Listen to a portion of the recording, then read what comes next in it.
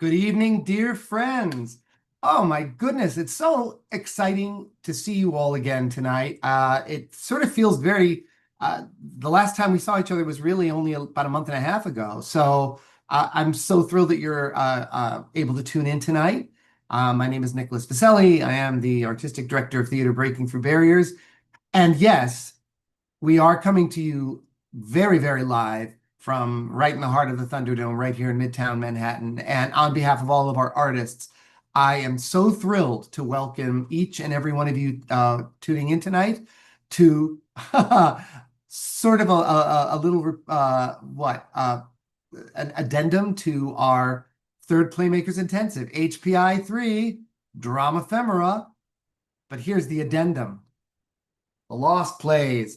I think you might have heard the last intensive we did was from April 28th through May 4th, and we presented 12 shows. 6 of those shows were presented virtually online from April 28th through May 3rd. And 6 of those shows were written and meant to be presented live before a studio audience. And it was our plan to present those shows live before a studio audience and stream them to you at the same time, simulcasting them, so you would get to see the entire presentation as well. Well, as it turned out, our Wi-Fi did not work in the studio we were performing, so we couldn't stream them to you. So anyone that tuned in on May 4th saw nothing. So I'm so excited that we can share this with you. I'm going to ask anyone who's watching on YouTube right now, because we are not having live captions tonight, if you could turn on your captioning on YouTube, you'll be able to get the auto captions. The play that the play that we had filmed that you're going to see is already captioned, so you don't really need to caption that. But before we start, I want to welcome our cast, our actors here, because they don't have to perform, they don't have to hide backstage. So I'm going to ask them all to come on, guys, and just say hello to everyone. Oh, there we go. This Anne Flanigan is in tonight's show. Steve Asher, our director. John Little, the great John Little, and Phovan. Thank you so much for being here, all of you tonight. It's kind of strange for us because we usually don't do this at the beginning of a performance, because you guys are sort of getting ready to perform backstage. Tonight, you don't have to perform. You just have to sit and watch your work. So do you have any thoughts about this before we get started? Steve? Kind of exciting to see what it looked like, because the audience, it was so crowded in the audience. I got to see our performance from the very side of the auditorium, so it'll be good to see what it looked like straight on. Yeah, it's interesting. It also is interesting because unlike our intensives where you perform and then you talk about it, it's a little different because now you have to watch your performances as opposed to talking about what it felt like to perform them. So I think that's interesting. So I hope that you all enjoy this. I'm going to beg your forgiveness in advance, because we had our video camera that we usually record things for our own archives. And it's not the greatest video in the world. It's not like high definition studio quality, folks. So be aware of that. But the sound is pretty clean, and you'll get a definite feeling of what it was like on May 4th when you were there. And that's really what we wanted, to sort of share what it was like to be in front of an audience and to sort of get the audience's reaction to it all. So, all right, you guys, are you all ready? All right, let's crank this baby up and get it started. We're going to ask you to turn off all of your video and mute your audio. And yeah, let me get this thing all started here. Where's my video file? Hello, there we go. All right, so the first tonight's piece is really it was a wonderful piece written by Charlie Quinn. Charlie's the first time he worked with us. Unfortunately, he could not be here tonight. But but he really wrote a really wonderful piece for all of our artists, for John and for Anne and for Anne. And there's a lot to talk about here. So everyone sit back, relax, and enjoy Charlie Quinn's Rehearsal Space is the Place.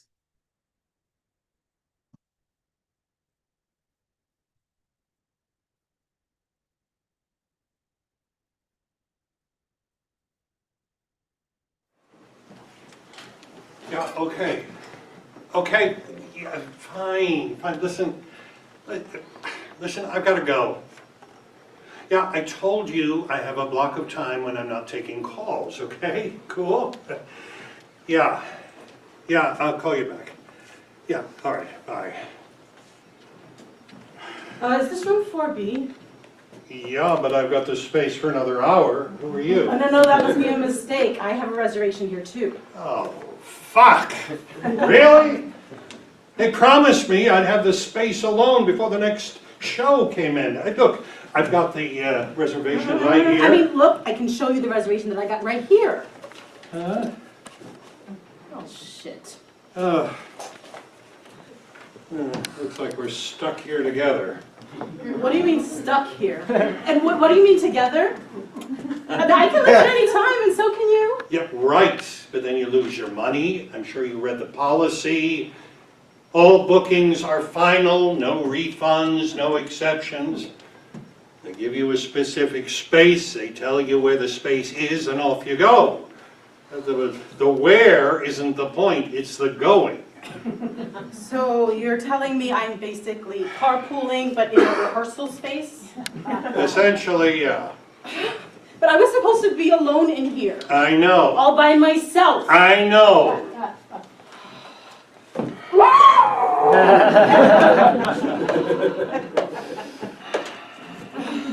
Despite the fact that I know it's a space meant for a group of people, I mean, I know sometimes people will book a space for warm-ups or to get through a piece before it goes up. I don't know, I just like the idea of having a space that's meant for a group all to myself. Not for forever, just for a little while. Sure. And there's nobody that you can get in touch with today? Nope. Oh, come on, I'm sure they're available to talk on the phone. Well, you can try the booking team, but they're all remote on Wednesdays. And of course, straight to voicemail. Shit. Isn't there supposed to be like someone managing the space? Yeah, he sent me up. Yeah, is that like the space manager or something? No, I didn't see him today. I think he was the facilities coordinator. Great. Listen, there's a solution that will solve both my dilemma and yours. Oh yeah? Yeah. The solution is you can just go and I can have the rehearsal room space that I booked for myself. Oh, you mean my space? That I booked. Look, you know there was always a possibility that the place would be double booked. It's in the policy handbook. I am aware of the policy handbook. I read the policy handbook. I just wanted a space to myself. I wanted that. I needed that. Well, we can't always get what we want.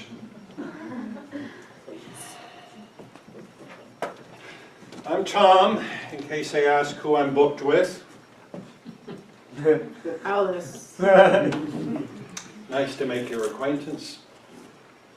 You know, you seem fine and all, but it's... I gotta be honest with you. Even with me being familiar with the policy handbook, they told me that this wouldn't happen. Who? The studio team. Most efficient bookings, they said. They always brag about the streamlined process, and then this shit happens. Right, because that's my problem. Listen, all I wanted was a nice, quiet time. The world is shitty enough as it is. Running away from it is the only thing that makes sense.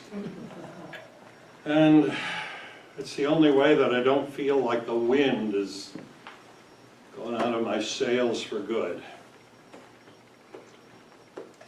So I take it you're an actor? How could you tell? Because You know the ins and outs of these rehearsal spaces like the back of your hand. Well, at one point I did. I'm retired now, but I used to be an actor. Yeah, mainly off-Broadway. Off-Broadway. Lots of summer stock. Came close to Broadway, too. Yeah, I was a standby a couple of times. It's a hell of a thing. Waiting in the wings. And I don't mean just metaphorically. I mean physically waiting in the wings during the show. Waiting for the call that almost comes but never does.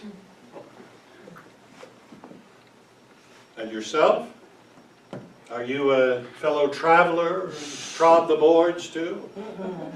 I am more of an admirer of the performing arts, and not someone who participates in them.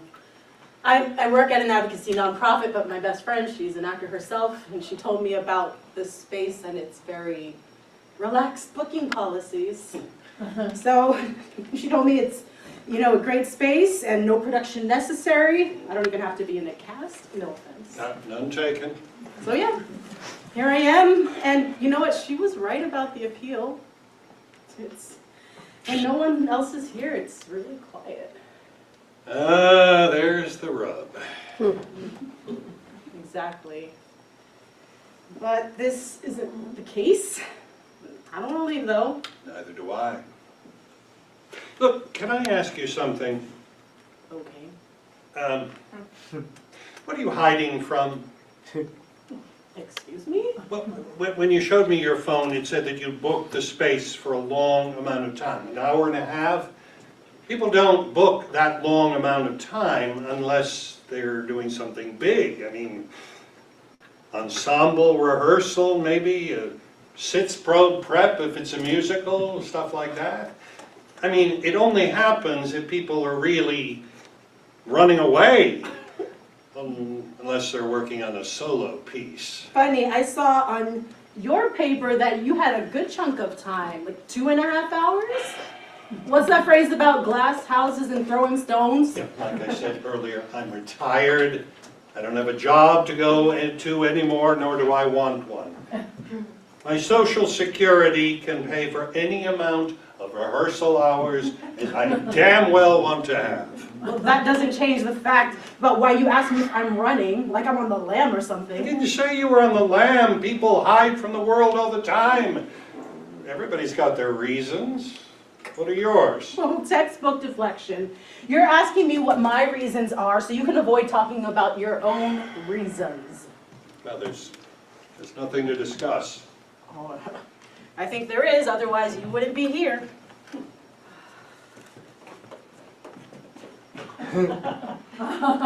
What are you doing here? I'm sorry, but I'm booked for... Let me guess, room 4B. Yes. The hits just keep on coming. I didn't realize that we could... Share spaces? Yeah, I know, I had that shock too.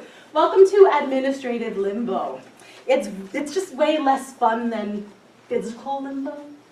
Cool. Well, listen, I don't have time for this. I thought this was like a meditation space or something, and I have to... Have a space where you can just let yourself have some peace and quiet, lest you fall apart. Don't worry, we had that same response, at least I did.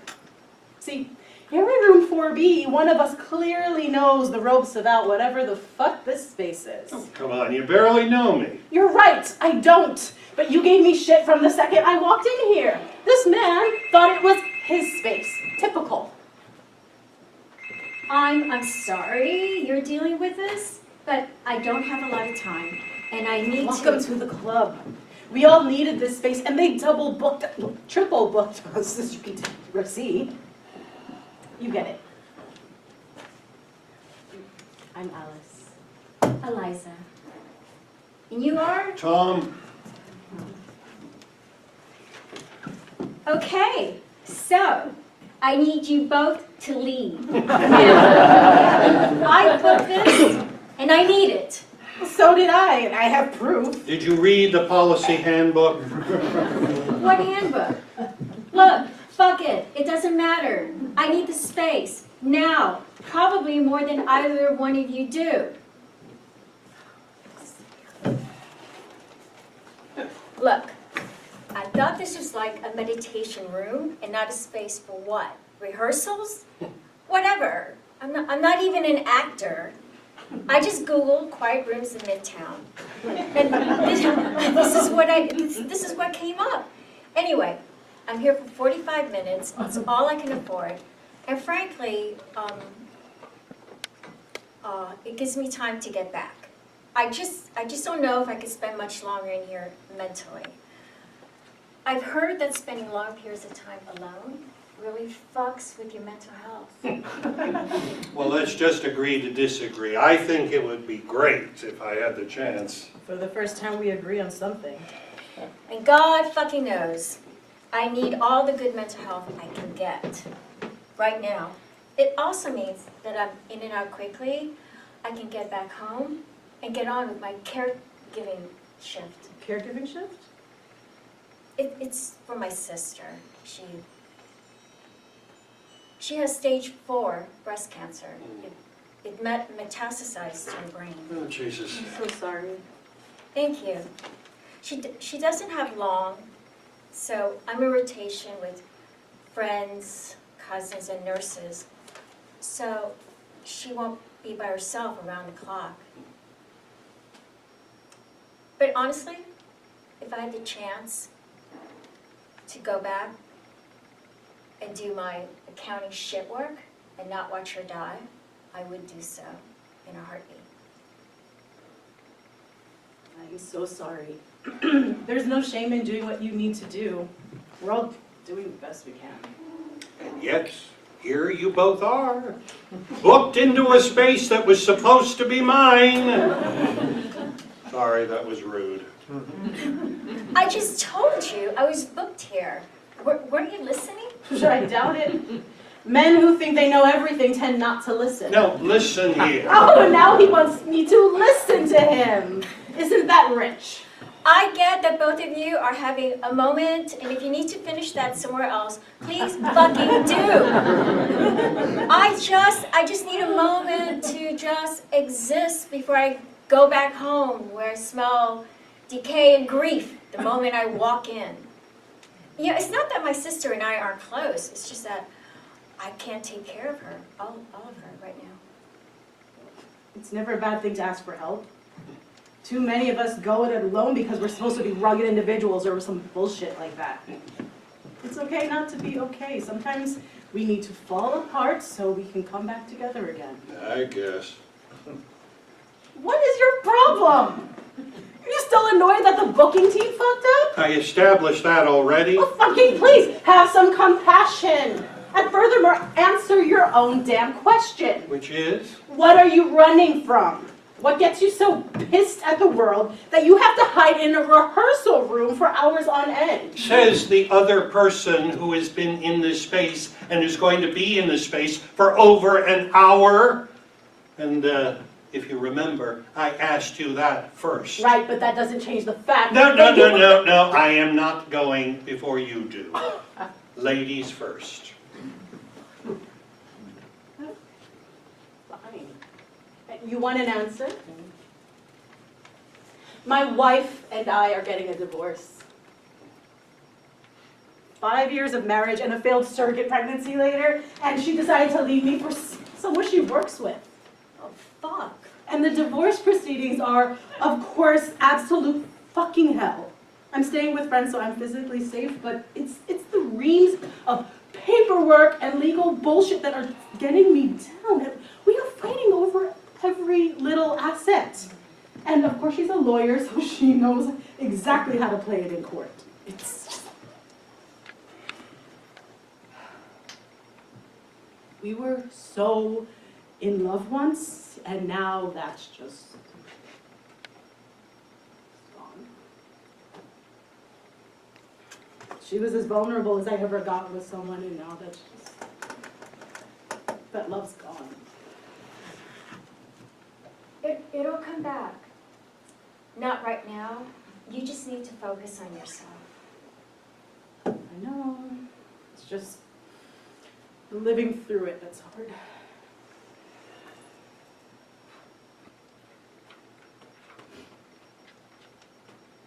Your turn. Oh, fuck. Come on. You asked and I delivered. Eliza delivered and she just fucking got here. Your turn. All right, fine, if you really must know. 2 years ago. 2 years ago, my wife died after a long illness due to ALS. It was the most brutal goddamn thing I've ever seen in my life. Seeing someone you love just slowly deteriorate in front of you day after day after day. It's something I wouldn't wish on my worst enemy. To see the life force, the spark that you fell in love with just go bit by bit. But there's still something in the eyes.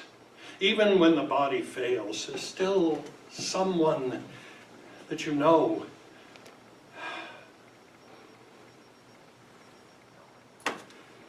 Anyway, life just sort of sucked after that. So I chose booking time in rehearsal rooms instead of facing the pain of the real world. And there's reminders of her all over the apartment. Pictures of her too. Sometimes, when it's really quiet during the day, I think she's just over there, in the next room. Anyway, that's why I came here.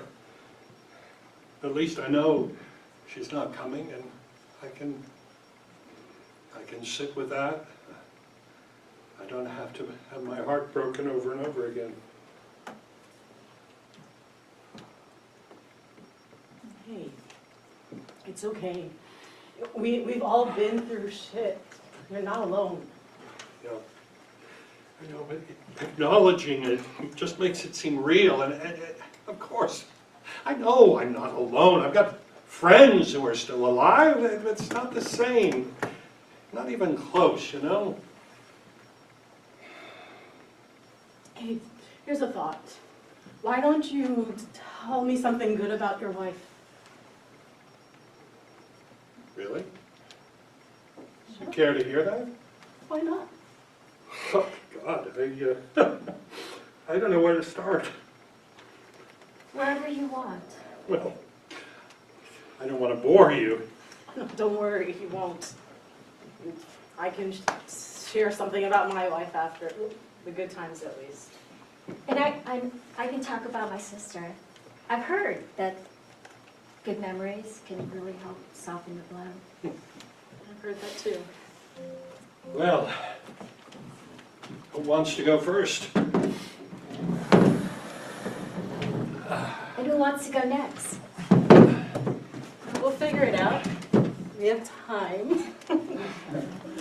And if we're all in limbo, at least we're all in limbo together.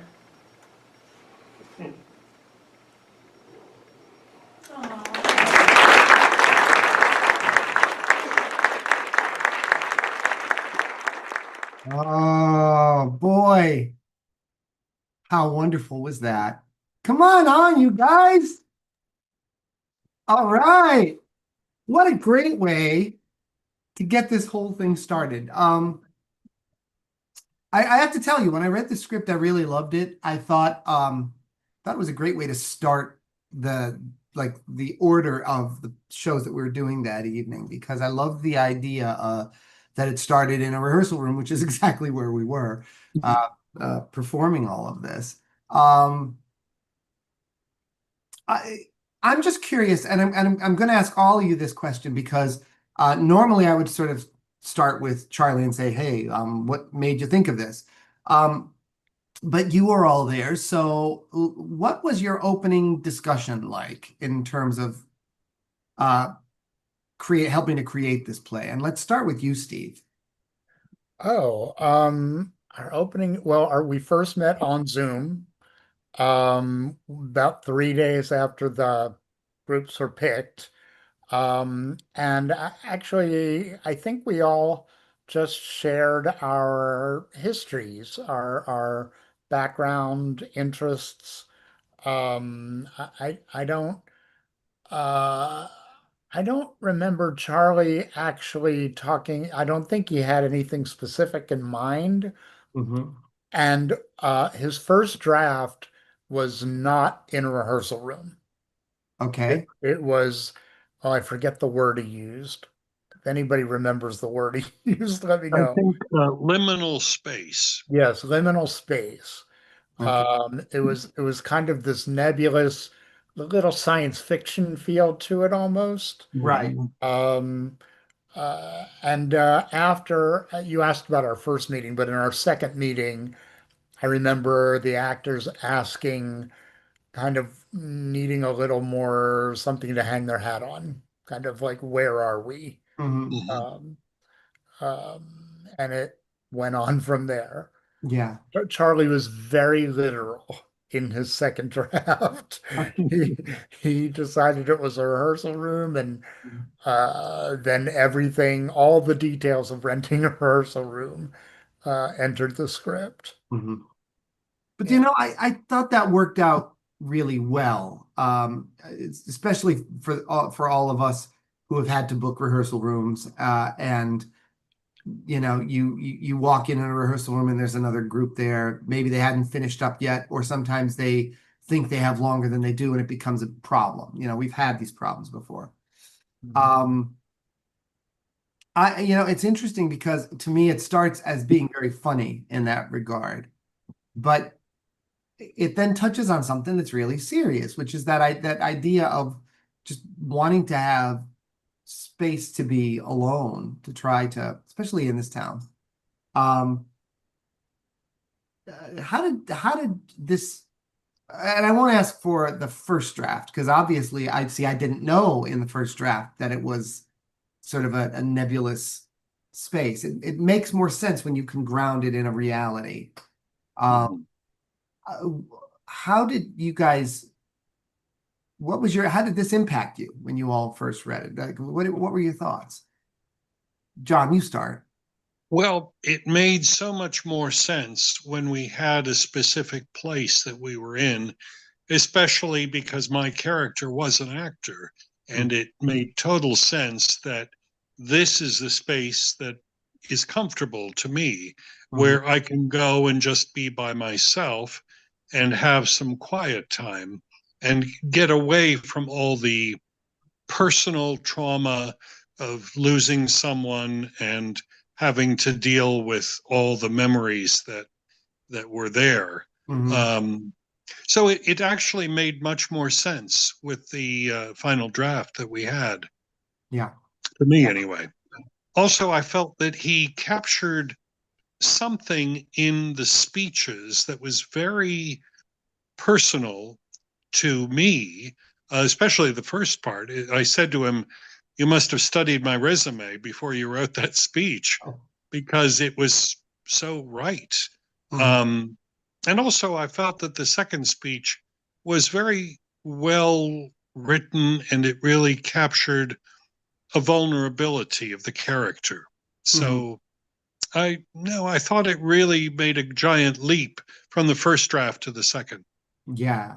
That's so exciting to hear. I find the process the fact that we work in such a concentrated period of time, it asks a lot of everybody, but especially of the writer. And the fact that the thoughts that you all brought to him after reading that first draft really helped fuel something that came in that was much better, much cleaner, I think. Mhm. Uh, what about you? I'm going to ask Anne Flanigan first because I'm waiting for you last, Anne, because this is the first time you're working with us, which is really cool. So, how about, yeah, what were your thoughts in doing this work? Um, I remember our first meeting. Mm. Charlie had asked us, if I remember correctly, kind of why we do this, why we perform, like what about it?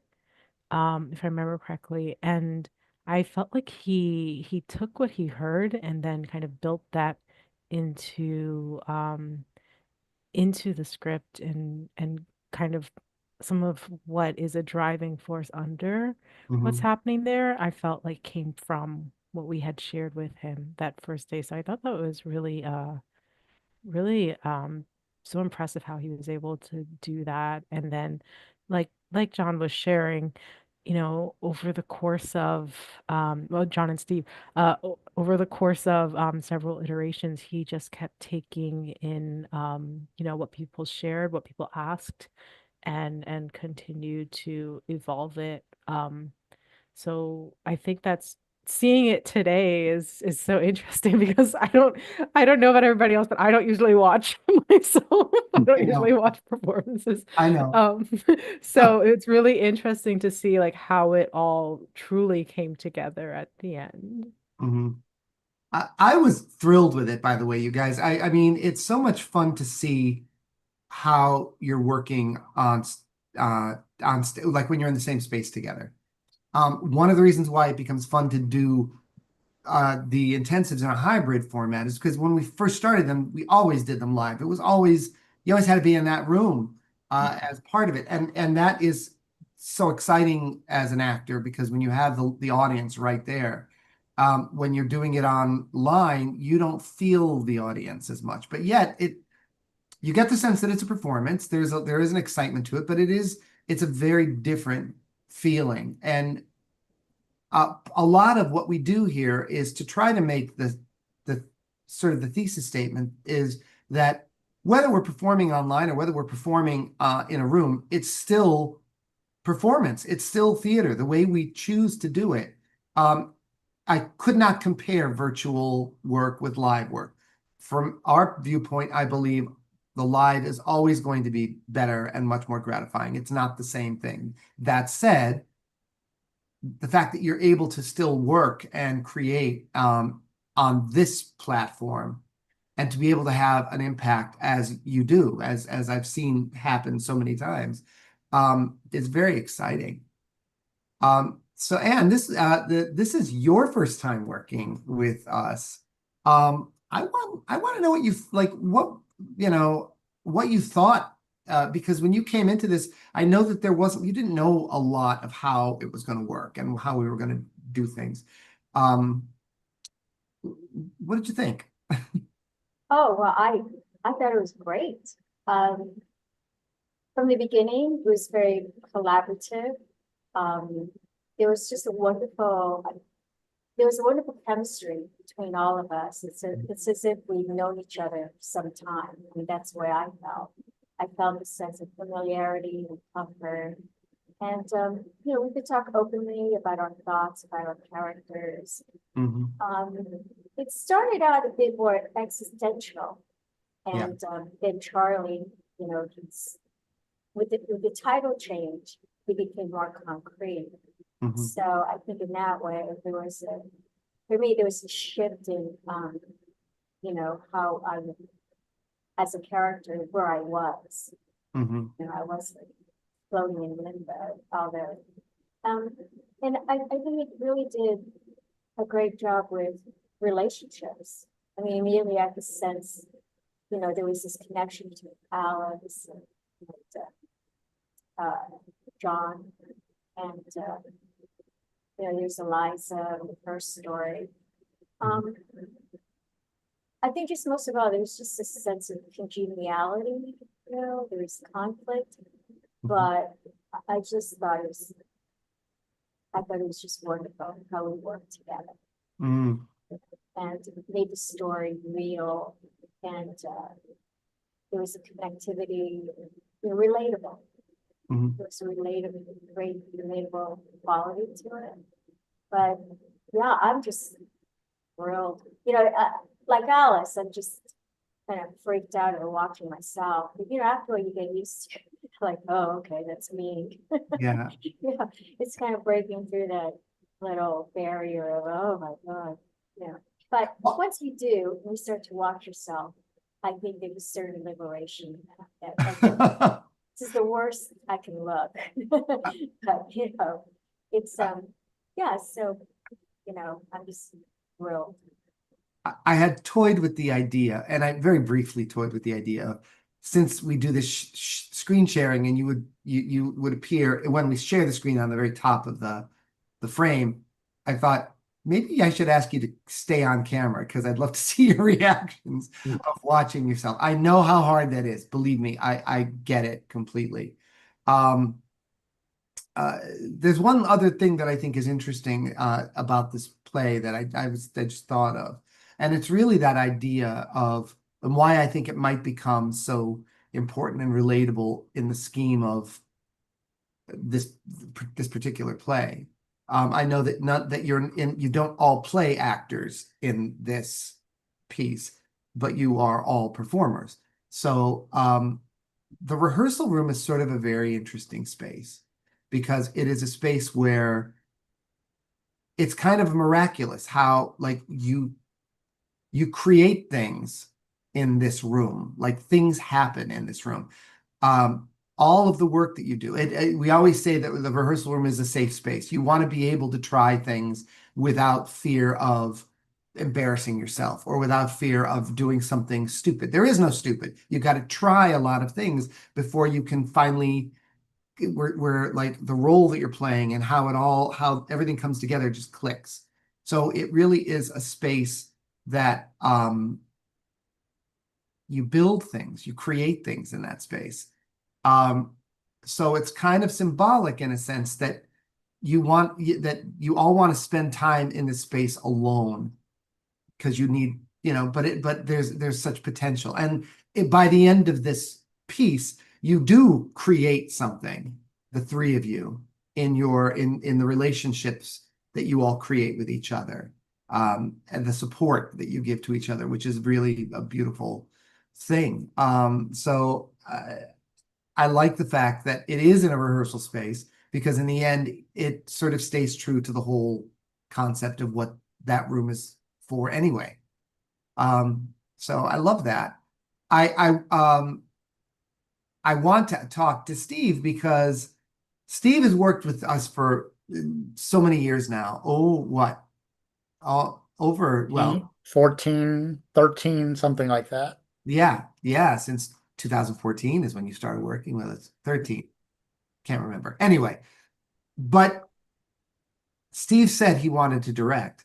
So this was the first time that he directed for us. I know he's done a lot of other work before. I want to know how that felt, Steve. Would you share that with us?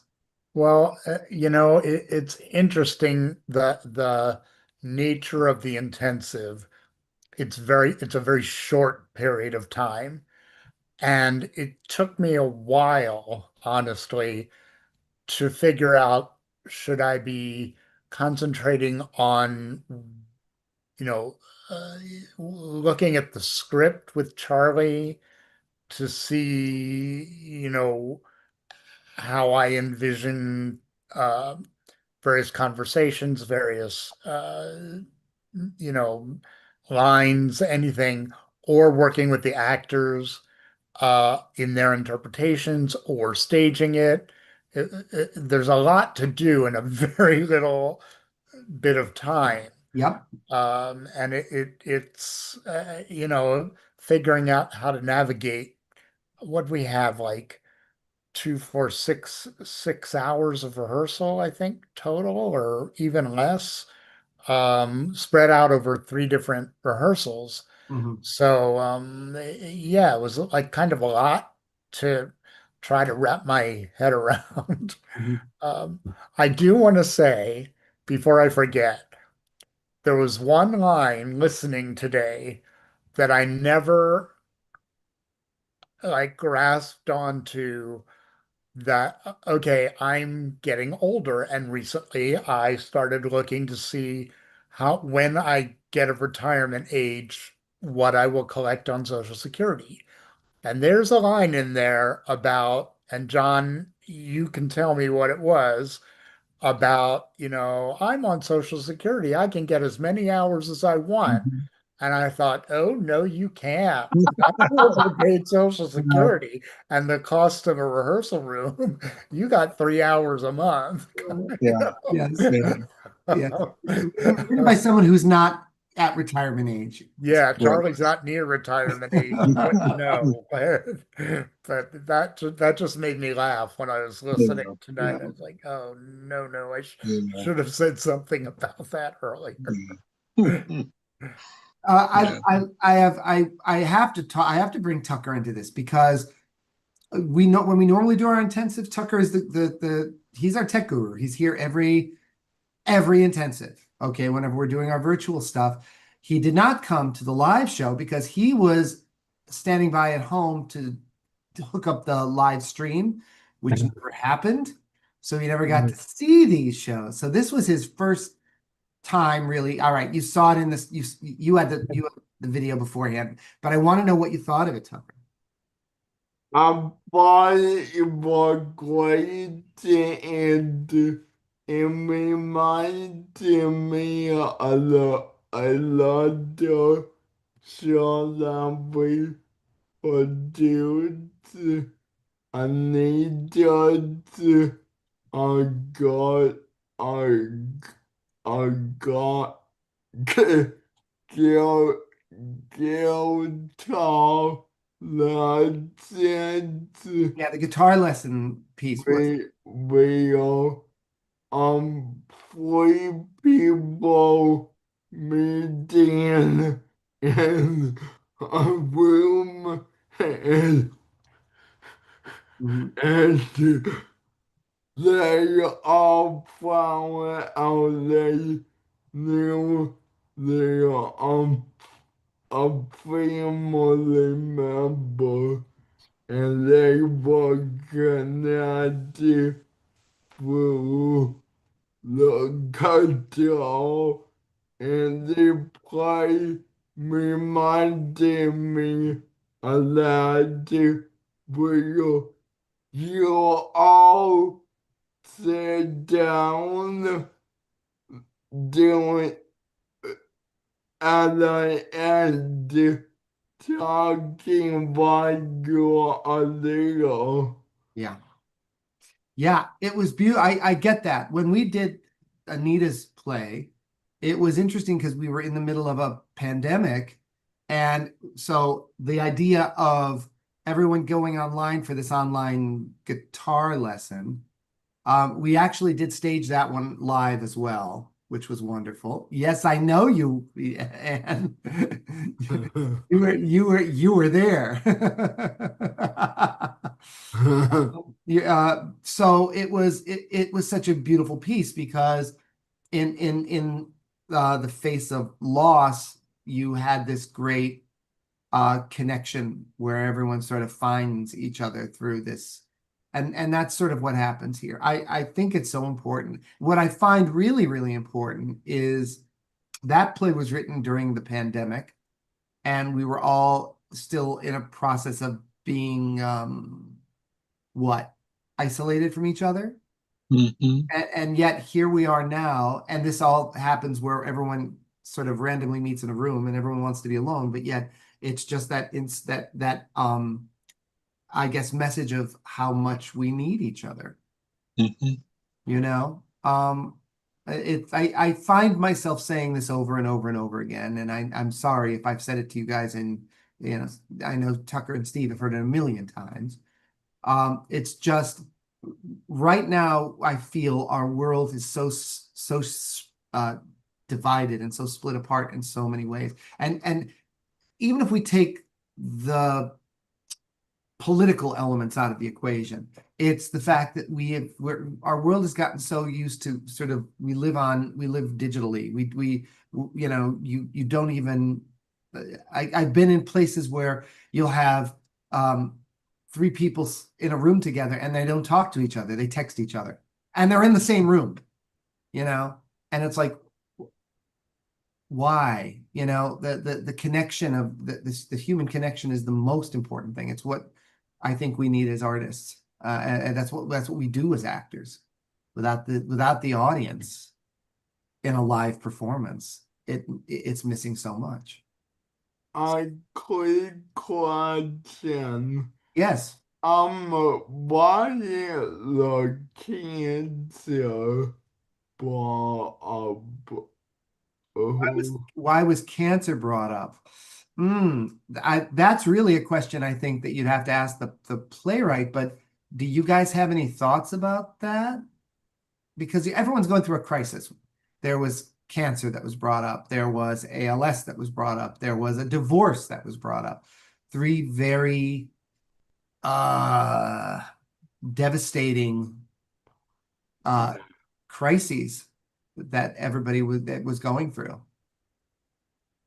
I think the idea was that we were all facing a different crisis, but we all felt very much alone, and we needed apparently to be in an empty room by ourselves to deal with it. Mhm. Although, of course, in the course of the play, you do find out that we really do need each other.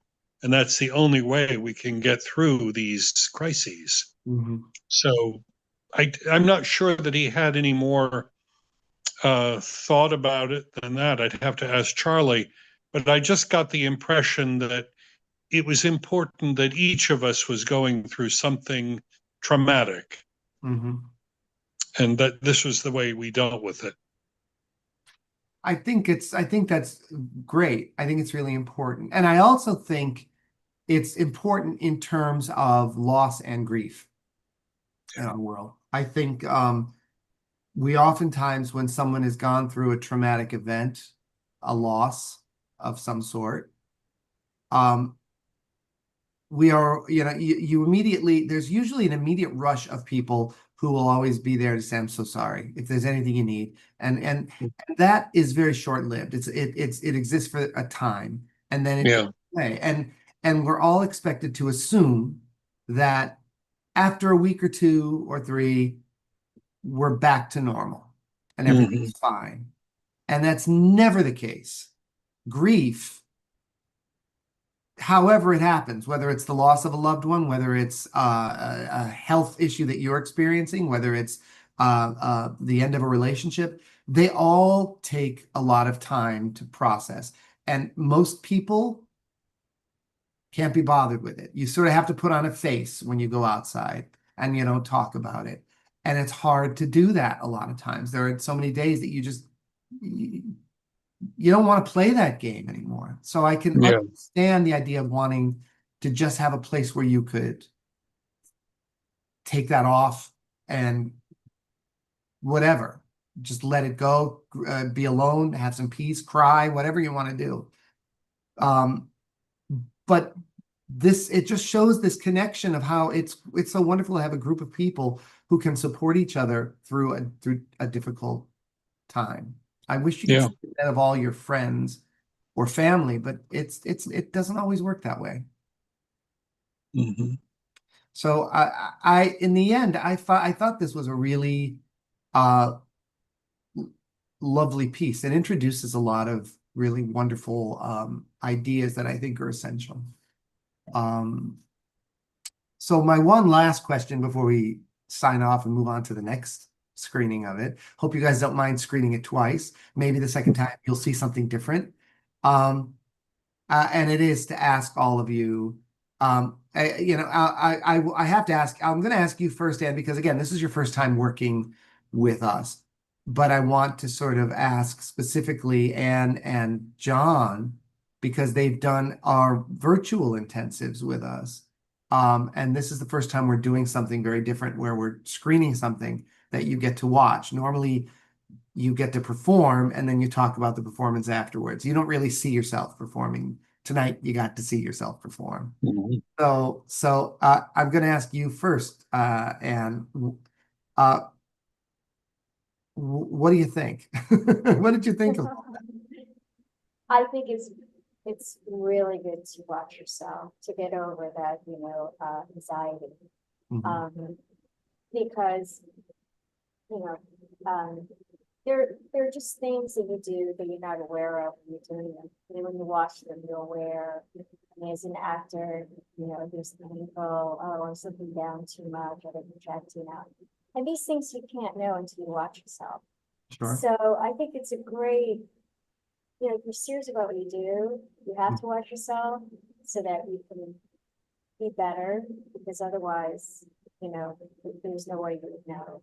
So yeah, I think it's great being able to watch yourself. And after a while, you know, I can just become enthralled with watching yourself. Like, wow, Mhm. this is this is me, you know, doing this is me doing that. So I'm glad we could watch ourselves, really. Yeah. It just makes you better what you did. I think it's interesting. For me, it's always that idea of, wait, I was feeling this. Did that come across in how in did it come across? You know, and sometimes you watch yourself and you say, I don't think it came across, or maybe it was too much or something. I don't know. It's very hard to watch yourself. But I get it's also very important. You have to be very objective about it. What about you, Anne? What do you think? And how does it differ from what you normally do on these intensives? Um, I think Anne made a good point about maybe some of the benefits one can get from watching, watching oneself. However, I do not enjoy it, and I generally will not do it. Um, but in terms of how it differs, yeah, it's so different. Mhm.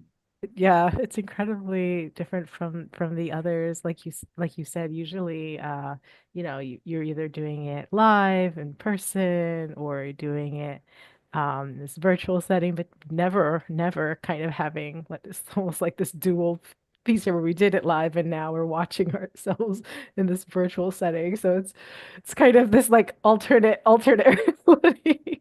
Yeah. Yeah, it's very, I don't know, other than to say it's very different, an interesting experience for me, but it does not make me want to watch myself more. Well, I will say it's wonderful to watch you work. As a person who's Thanks. not you, it's wonderful to watch you, all of you. I mean, it's just really such a lovely experience uh, because it's hard to realize the impact you have, even when you're watching. Because if you watch it now, we'll see how you feel the second time around. I just think it's fun to sort of the first time you tend to watch yourself and say, no, no, no, no, no. But when you can sort of see it and a little more objectively from the impact that you have, the way how you're moving, your reactions, the way the audience is reacting off of you, it kind of gives you a different perspective on it, which I think is interesting. How about you, John? And again, I know you've done a lot of you've done film, you've done television, and you've done a lot of theater, but Well, mostly theater, actually. I've done a lot of recordings lately of basically narrating books. And that's a different experience because I try not to listen to myself when I'm doing it, but I have to. yeah. Because for the most part, I don't have an engineer that I'm working with. And if I make a mistake, I have to catch myself. So there's a part of me which is always listening to what I'm saying. Mhm, Now, this was very different from me seeing this performance. First of all, I guess I had forgotten that it was being taped. mhm, And so I was not even aware of the camera, which was good mhm, because otherwise I think I would have been terribly self-conscious mhm. knowing that we were being filmed. Yeah. But I wasn't. And I was more concerned about just doing the play. And, it's kind of fun to see how it turned out. Mhm. But yeah, it is a different experience seeing yourself on film or television or whatever. Um, I'm with Alice. I really don't like watching myself uh, on screen at all. I think, oh my God, I look terrible. What am Mm. I doing? And why am I doing that? Oh, I get it. But Oh, I get it. yeah, yeah, but you know, Mm. it's educational. you know. It is educational, and it's great fun to be able to share your wonderful work in this way. At least coming into tonight, there's not a lot of pressure. of like, oh, we have to perform again and I have to get my energy ready for whatever. It's already done. It's kind of like attending a screening of your, it's like the world premiere of a movie or something. Yeah. What I found interesting too is having done some of the Zoom performances, some of the material I think works better in Zoom than it does live. Now, I think our play worked very well live, and I'm glad we did it live, but it's totally up to the material, which works better in which medium. Yeah. And so it was fun to see it, but I also miss doing it live. So For sure. anyway, yeah, sure. it was fun to see it.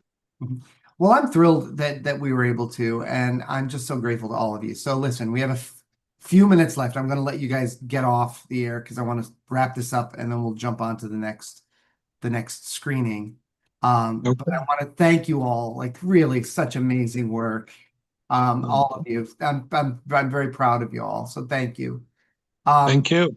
And I want to thank all of you for tuning in. It's such a great treat to be able to share our work with you whenever we do an intensive, but to be able to share the work that we did live. This was sort of a making lemonade out of lemon situation. We just felt we were so devastated that we couldn't share this with you in a live stream. But to be able to share it this way is kind of a fun way of doing it. So thank you for tuning in. We're going to be doing this all week, folks. We're here until Saturday. So we have a show every night, 7:30 on YouTube, 8:30 on Facebook. So we're going to do another one in a few minutes. So if you really want to see it again, you get to see a double feature and you can log right onto Facebook. So we hope that you'll do that. Tomorrow we have a really great piece by one of my favorite writers. His name is Peter Mark. I've known Pete for ages. He's written for TBTB for many, many years. He was actually working with TBTB longer than I've been here. I've been here since 1997, so he's been here longer than that. And he wrote this really, I will call it adorable piece called Drink Your Tea. It was directed by Graydon Gund, and we had an incredible cast of artists: Grant Neal, Sergio Hugolini, and Melanie Porci. So we hope you'll tune in 7:30 right here, 8:30 on Facebook. Please tell your family, tell your friends. We want to be able to share our work with you. You can see all of our other work too. You can see our other virtual plays that we did from in addition to these 6, we did 6 other ones. And we also have all of our past intensives that are on our website, tbtb.org. If you just click on our archives, you can see everything. Which is really exciting. If you're in town when we're doing live shows, we would love to have you.